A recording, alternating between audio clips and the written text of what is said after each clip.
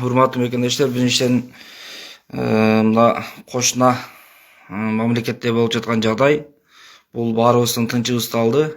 Мындай айтканда, ал жакта мусулман бир туугандар, биздин бордош элибиз, казак бир туугандар. Аларда азыр тынчтык болуп аткан жок. Ошол боюнча прямой эфирге кирдим. Казак бир туугандарга тынччылык, аманчылык каалайбыз. Алардын өлкөсүндө, алардын жеринде тынччылык, аманчылык болсун.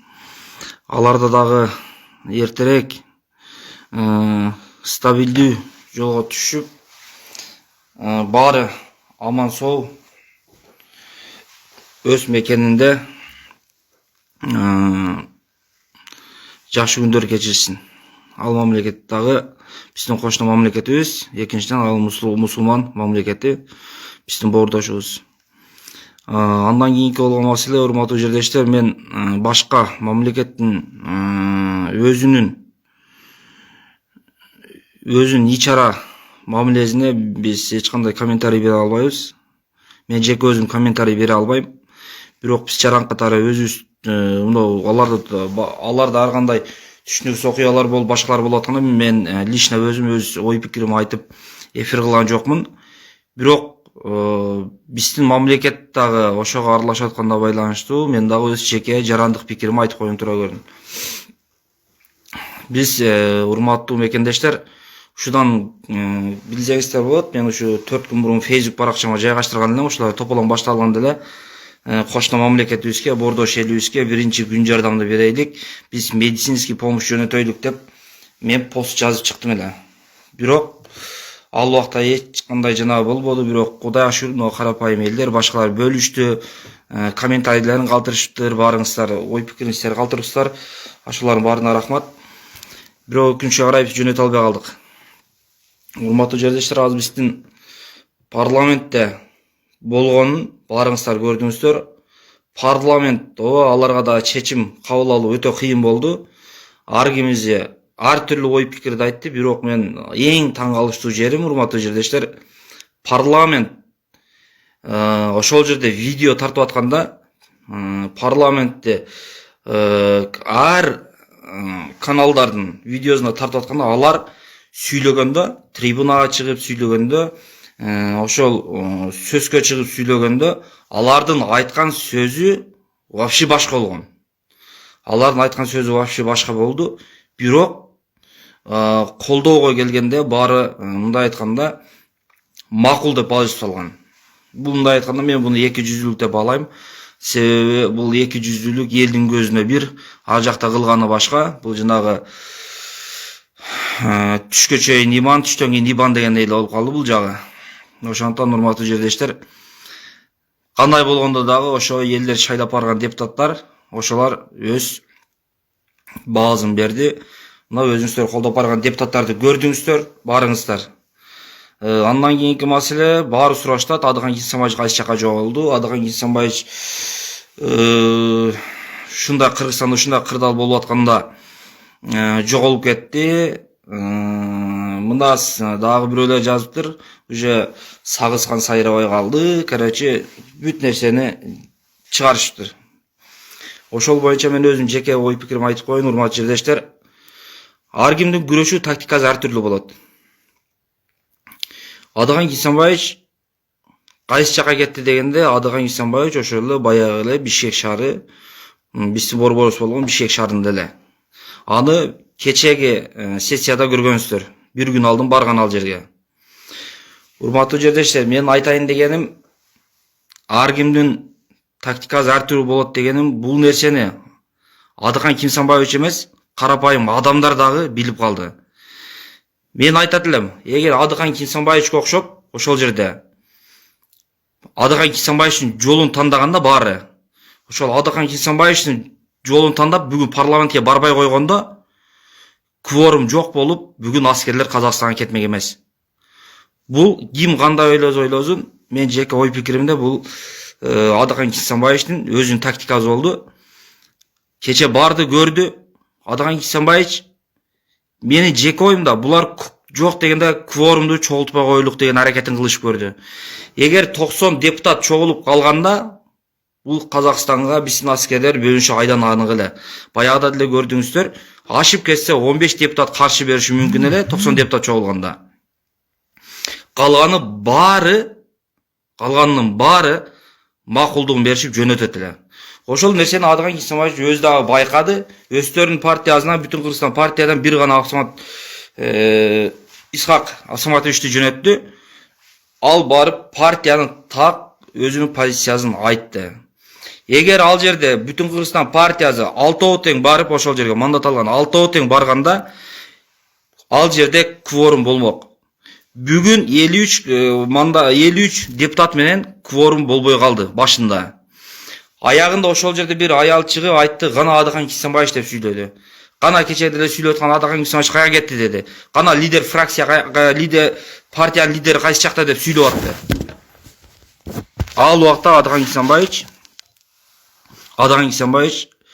ал убакта алар дагы ойлошуп, ошол кворумду өткөрбөй коелук деген оюнда келишкен жок.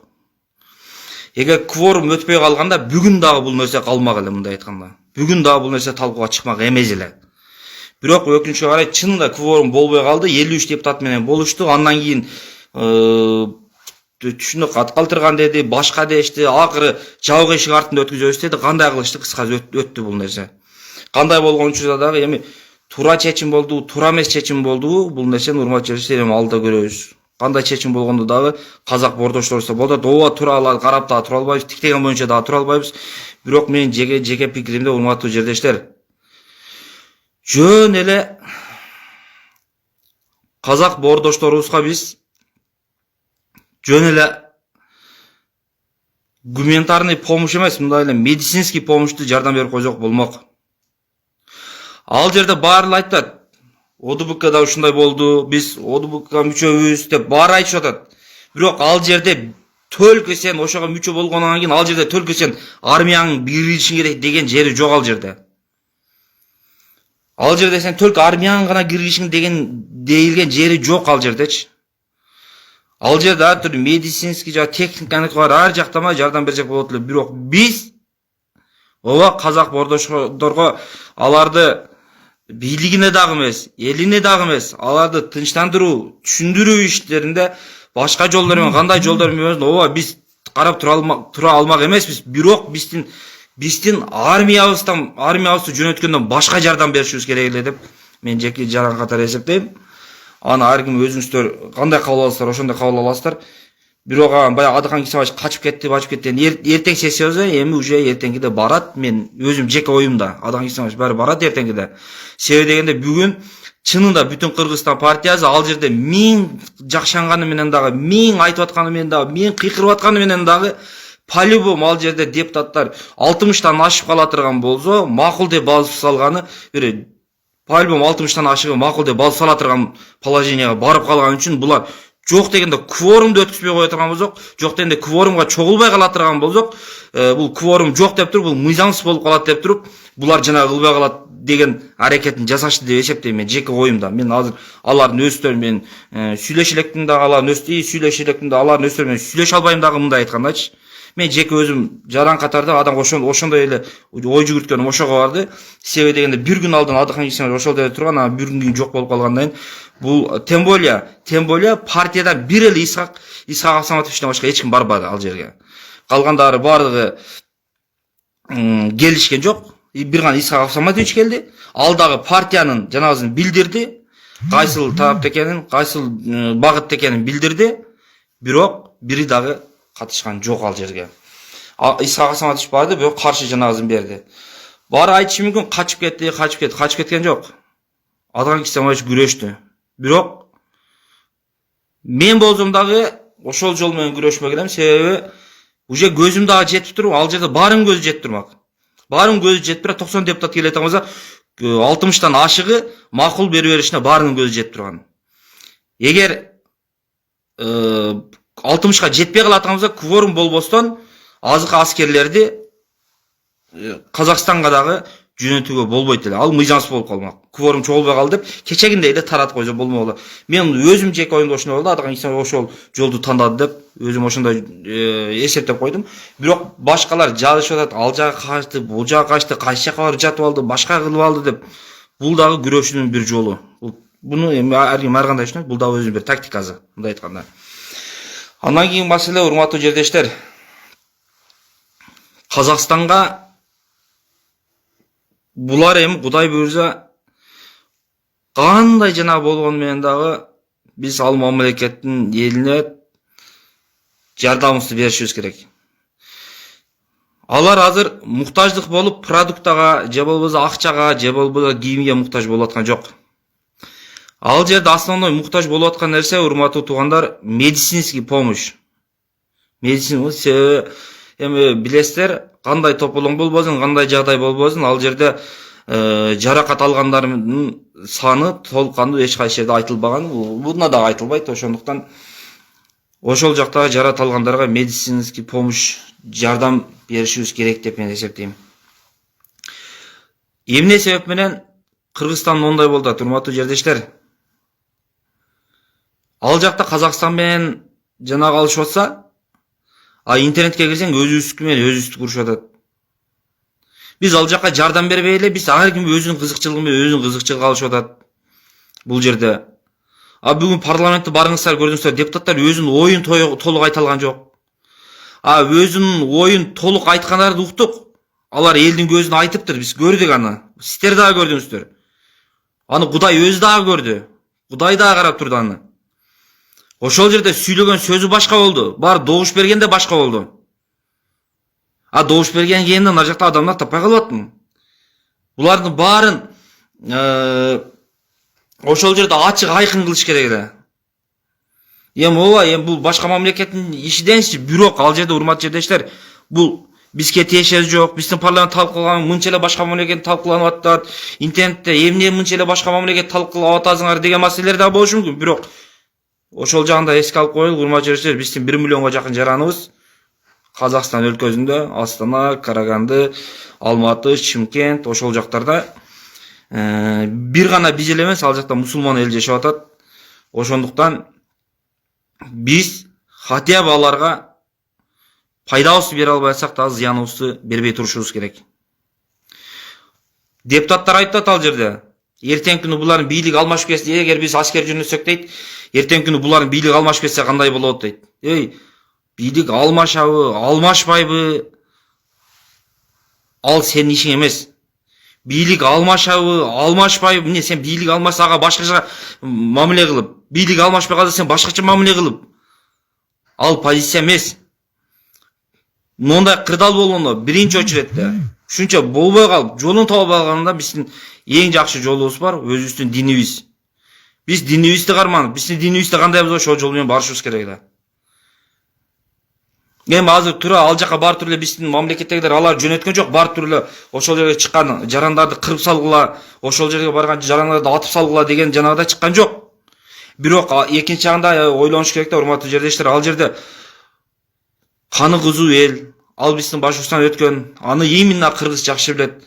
Каны кызып турган эл алдыңда кимизи турат, уже аларга айырмасы жок. Бул аскер болсо өзүң коруш керек. Калайсыз. Бул жаран катарда, адам катарда өзүңүздөр дагы ошо аскердин ордуна өзүңүздөр коюп көрүңүздөр. Жаныңыздардагыларды уруп, өлтүрүп, кагып келип алса, кантип туруп өзүңүздү коруш үчүн болсо дагы аружан колдоносуз. Колдонгону үчүн ал жерде билесиз, ал жакта канчалаган жана бар. Ошол жагын эске алып, биз башыбызды мондай жанага тыкпастан Казак өлкөсүндө, мамлекетинде тынччылык, аманчылыгын Кудайдан тилеп, экинчиси болсо өзүбүздүн медицинский жардамыбызды берип койсок туура болмок эле. Бирок эми кандай айтканыбыз менен дагы бул нерсе өттү кетти. Эми бул жагына Казак өлкөсүнө, Казак бордошторго аманчылык тилеп туруп турайлык. Интернетке кирип алып бири-бириңиздер менен урушкан токтоп турайлык, урматтуу жердештер. Могу жерде бирөөлөр уже сөгүнүп баштады. Азирет Айтиев дейт, кысып отурчу, анан дейт, Азирет бир тууган, ден соолуктуңуз, тынч болуңуз. Мен өз жарандык өзүм пикирим айттым. Эгер сизге менин пикирим туура келбей калса, анда ага мен дагы күнөөлүү эмесмин, сиз дагы күнөөлүү эмес. Себеби 5 кол тең эмес. Ар бир адамдын өзүнчө жеке ой пикири бар. Андан кийин сиздин оюңуз менен менин оюм келишпей калса, бири-бирибизди сөгүп мындай кылыштын эч кандай кереги жок. Бул адамдын жашоонун өзү ошондой. Ошол урматтуу жердештер, мен кыскача айтайын дегеним ошол. Баары эле интернетке кирсем, Адыган Кисимбаев кайсы жака кетти, анан кайсы жака бекинип алды, анан паланча болду деп аткан экен. Ошол боюнча мен өзүм жеке ой пикиримди билдирип коюуну туура көрдүм. Адыган Кисимбаев эч жака кеткен жок. Адыган Кисимбаев Кыргызстанда эле, кече өзүңүздөр да көргөнсүздөр парламентте. Бирок Адыган Кисимбаев мен өз жеке оюм да ошондой болду. Адыган Кисимбаев тандаган жолу ошол болду. Бирок башка жол жок эле. Чынында башка жол болбогон. Мен өзүм дагы ойлоп аткам. Булар азыр кечеги көрдүңөр, спикер шайлап атканда. Баары сүйлөгөндө сүйлөшүп атты, аягына келгенде урушуп салды. Эгер 90 депутат чогулуп ошол жерде бүгүнкү талкууну 90 депутат чогулуп туруп сүйлөткөндө 90 тең сүйлөмөк ошол жерде, 90 тең сүйлөмөк. Биз аскерди жөнөтпөшүбүз керек деп сүйлөмөк. Мен буга эч кандай күмөнүм жок, айта алам. 90 тең сүйлөмөк. Биз аскерди жөнөтпөшүбүз керек. Биз Казакстанга андай жардам берейlik, мындай жардам берейlik демек, бирок добушка келгенде 85 уруп салмак. Жок дегенде 80-85 уруп салмак ушул нерсени. Ушул нерсе бир эле сиздердин дагы башыңызда дагы мээңиздер бар жетип турат. Бул нерсеге көзүңүздөр дагы жетип турат. Барыңыздардын. Ушул нерсеге сиздерде эле Адыган Кисимбаевдин дагы көзү жетип турат. Ошондуктан Адыган Кисимбаев мен оюмча ушул жолду тандады. Мындан көрү кворум чогулбай калатыган болсо, бул нерсе мыйзамсыз болуп калат. Бул нерсе ошондо биздин бийлик өкүлдөгүлөр, наркы органдагылар, ошол жолго бара албай калат. Кворум чогулбай калды деп, депутаттардын саны жетпей калып, 60тан ашыш керек. Ашпай кала турган болсо, бул бүгүнкү сессия жокко чыгат деген оюнда эле жанагы келбей калды. Мен жеке оюмда ошондой. Эртең ал киши кези өзү дагы ой пикирин айтат. Баягы аял дагы айтып атты, кыйкырып, ал жака жок, бул жака жок. Бирок башка депутаттарга действительно биз Кыргызстанда 12-сине чейин дем алыш берген. Көбү аз айылдарда жүрөт. Биз жактан депутат болгондор да бар, алар да келишет, ушул жакта эле жүрүшөт. Кетиштүү кетишпейди, азыр точно билбейт экем. Так, комментарий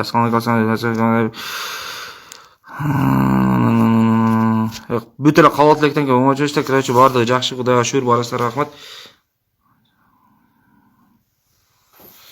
Так, ажап кылды келбей калды, мен туура кабыл алдым дейт. Казак өз ичинде тополоң болсо өздөрү чечет, бизге эмне кыйын болсо депутаттар бар болду. Депутаттар бар болду. Туура. Именно урматтуу жердештер, бизге болбой турган нерселер. Чынында бизге илигишпесек жакшы болмок эле негизи. Бирок парламентте отургандар дагы балардын дагы бир ою бардыр, аягын көрөбүз. Булар дагы бир ою менен кылгандыр, көрөбүз аягында кандай болот, кандай жок. Бирок мен бир нерсени каалайт элем. Ушундай өтө бир тарыхый чечимдерге келгенде мындай бирөөлөрдү зордоп, эптеп мындай кнопка бастырган бул вообще туура эмес. Башка жеңил-желпи нерселерди алып кетет, бирок мындай тарыхый чечимде ар бир депутаттардан суранып кетет элем. Өз позицияңарды кармаңыла. Бул тарыхый чечим.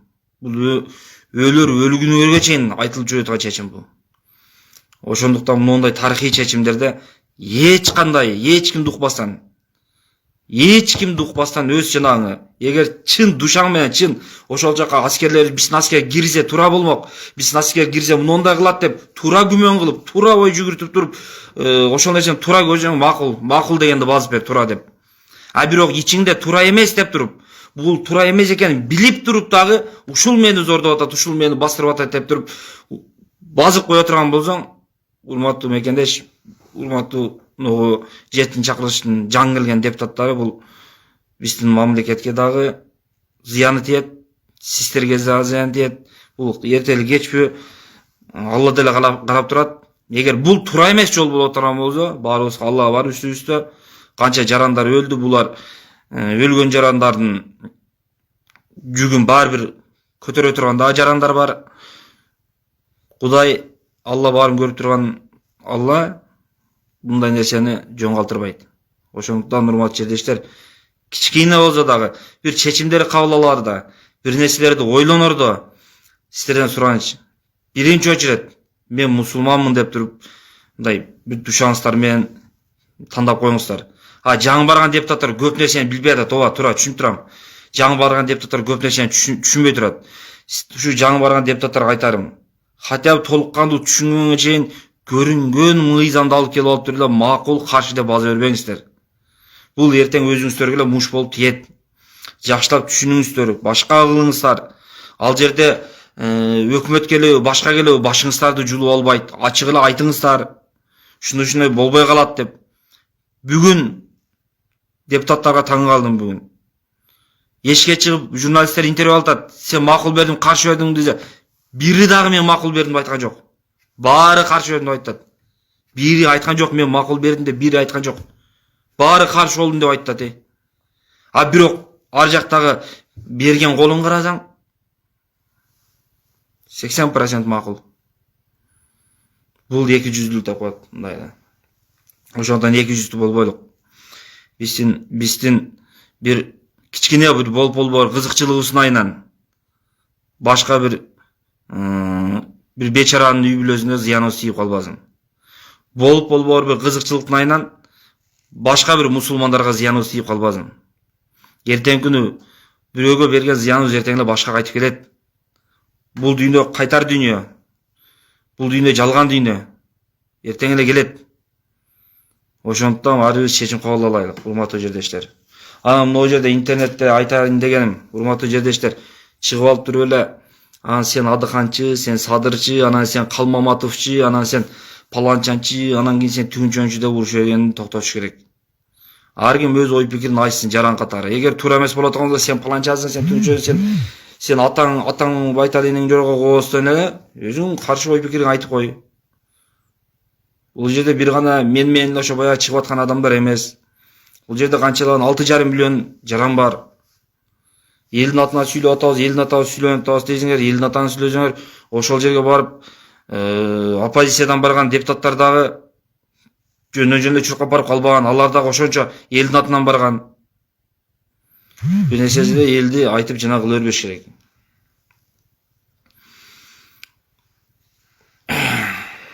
Короче, мына жерде бирөө сөгүнүп атат, кыскасы мындай айтканда. Ал кыскасы өзү менен боло берсин. Ошол урматтуу жердештер, барыңыздардын үй бүлөңүздөр тынччылык, аманчылык болсун. Элибиз жерибизде тынччылык болсун. Самый главный азыр ушул моментте мына казак бордоштор мына башына түшкөн оочумдан чыгышып алсын. Бул аркада оор болот. Күндө бизде дагы уйку жок, күндө карап турабыз. Күндө көрөбүз булардын маалыматын, эмне болуп атат, кайсы жерде эмне болду, эмне болуп кетти дагы, токтошту экен, токтоду, булар дагы бир жолго түшүштүбү, тынчтык болуп атабы, булар дагы бирөөлөр пайдаланып кетпей атабы булардан, буларда тынччылык болсо экен эртерээк деген баардыгыбыз деле турат ошол ойлор. Бүгүн мына парламенттин жанына чейин чыгышты адамдар. Эми эл айтат десең, мына ошолор дагы чыгышып да кайта, же алар эл эмеспи? Ошондон бири-бирибиздин оюбузду жана кылайлык да, урматтуу жердештер. Мына 190 депутат шайладыкпы? Болду. 90 депутат шайлаган кимди шайлады? Ошол туура эмес кабыл алып атканбызбы? Ошол колдогон адамдар өзүңүздөр жана кыла бериңиздер. Туура кабыл алып аткан, туура нерселерди кабыл алып атканбызбы? Бул мен шайлаган депутат эле деп коюңуздар. Туура эмес кабыл алып атканбызбы? Айтыңыздар ачык сын пикирин. Биз дагы мындай, биз дагы Алладан коркобуз. Биз ушу Бүтүн Кыргызстан партиясын шайлап бардык, ооба, бирок Бүтүн Кыргызстан партиясы ошибка кетире турган болсо, биз дагы отура бербейбиз ошол боюнча. Биз айтабыз сын пикир. Лично мен айтам ачык эле. Мына жерде ондай болбой калды деп эле. Мына 2 күн сессиясын өткөрүштү, 3-күн азыр жана кылабыз. Көрөбүз. Баштап атат. Ошибка жерлерибиз айтабыз. Ошибкасы биз ошибка эмес экен, биз талдай албайбыз, бирок биздин ойго, мен жеке оюма туура келбей калса, мен каршы пикирим айтам. Мына жерим мындай деп ойлодум, бирок сиздерде мындай экен деп мен ачык эле айтам анда жерде. Себеби мен ал Бүтүн Кыргызстан шайлаганда, урматтуу жердештер, мен алардан бир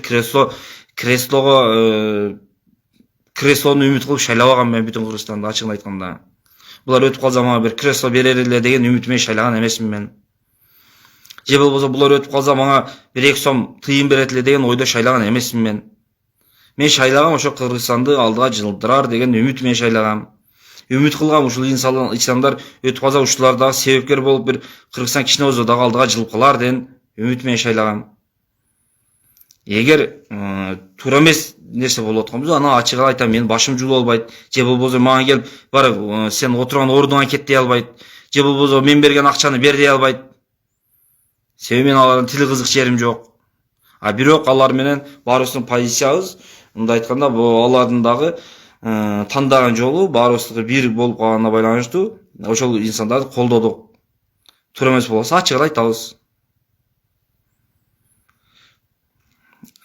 Сен айтсаң сен угабы дейт. Сен айтсаң сен угабы дейт. Эми аны угабы укпайбы, Хан Сарай деген бир тууган угабы укпайбы биз жаран катар айтып кое беребиз бул нерсени.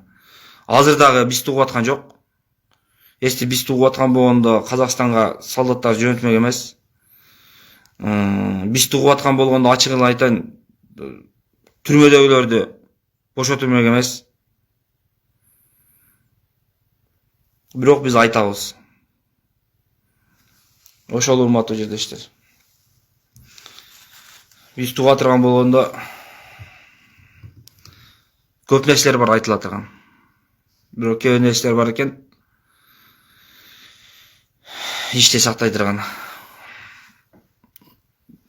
Аз көп нерсени айта турган болсок, жакшы жаман сөздөр чыгып кетет. Ошондуктан бири-бирибизди капа кылбай, жакшы жанагыдай жакшы үмүт кылып турайлык, жакшы ниет кылып турайлык. Кудай берсе баары алдыда. Келечек баары Кудайга шүгүр. Бирок кичине Кыргызстан келечеги кең. Мен жеке оюмда Кыргызстан келечеги кең. Бул бир аз биримдик жетишпей атат бизде. Бир аз ынтымак жетишпей атат. Бизде биримдик болуп калса, Кудай берсе келечеги кең Кыргызстан. Az bir нерсесин эле ушуну адат болуп калып, туура айтабы, туура эмес айтабы, ушу туура сүйлөсө дагы ал адам жакпай болду. Ал паланчанчы, ал түгүнчөнчү, бул пулунчөнчү деп төркө жарылуу. Бул менен билбейм. Кайсы жака чейин барабыз. Бара береличи бир жыйынтыгы болар эми бир балаз болот да. Ушул кечине кете берсе. Ошол урматтуу жештер, баарыңыздардын үй бүлөңүздөр тынччылык, аманчылык болсун. Мен дагы колуман келсе ушу колуман келип турган болсо ошол нерсени токтотуш колуман келсе токтотуп эле коет элем ошол нерсени. Бөлүнүп жарылган. Бирок колуман келбей турган нерсе экен. Канча аракет кылдык, айттык, башка кылдык. Туура нерседен тартып көрдүк. Туура эмес жагын дагы тартып көрдүк, бирок бул нерсеге өздөрү келбегенден кийин, аракет дагы кылышпагандан кийин уже калганы Кудайдан, өзүбүздүн позициядан кайтпайлык. Калганы Кудайдан алдыга максатты коюп, ошо менен аракеттене берелик деген жол менен эле кетебиз. Бизде максат кресло эмес, бизде максат бир мансап эмес, бизде мансап акча эмес. Бизде ошол эле бир эле максат бар. Кудай буйрушу өлкөбүз өнүккөн мамлекеттердин катарында жашоо, башка эч кандай максат жок, урматтуу жештер. Мен бирөөдөн акча сурап алгандай мен көчөдө калбагам. Же бирөөдөн акча тилегендей мен тиричилигим токтоп калбаган. Ал саным Кудайга шүгүр аман. Деним соо. Ошол жердештер. Баарыңыздардын үйлөрүңүздө тынччылык, аманчылык болсун. Элибизде тынччылык болсун. Ар бир жаран өз мекенинде үй бүлөсү, бала чакасы менен күлүп чайнап отурган күндөр насип кылсын. Ошол менен баягы сунушум ошол. Казакстанга бере турган жардамыбыз эгер макул көрсөңүздөр, алар азыр продуктадан кыйналбай атат. Алар акчадан кыйналган жери жок, тамак аштан кыйналган жери жок. Алардын бир жанагы жери болуп атат.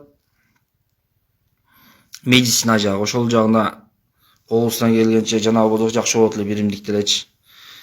Медицина жагынан дары-дармектери, медицинский эмнелер керек боло турган болсо ошондойлор жардам сунсак жакшы болот эле. Себеби аларда азыр жаракат алгандар көп болуп атат. Az продукт алып барып аскерине берсең, элине душман болосуң, элине берсең, мамлекетине душман болосуң.